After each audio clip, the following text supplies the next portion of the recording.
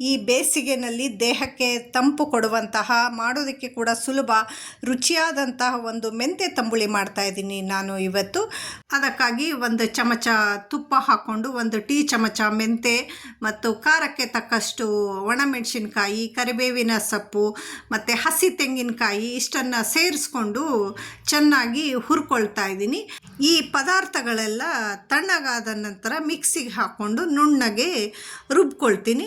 ರುಬ್ಬಿದ ಮಿಶ್ರಣವನ್ನು ಮೊಸರಿಗೆ ಸೇರಿಸ್ಕೊಳ್ತೀನಿ.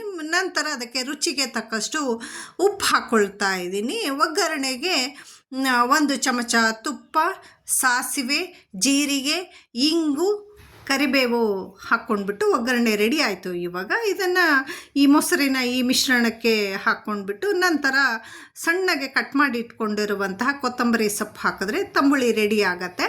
Thank you for watching. Bye.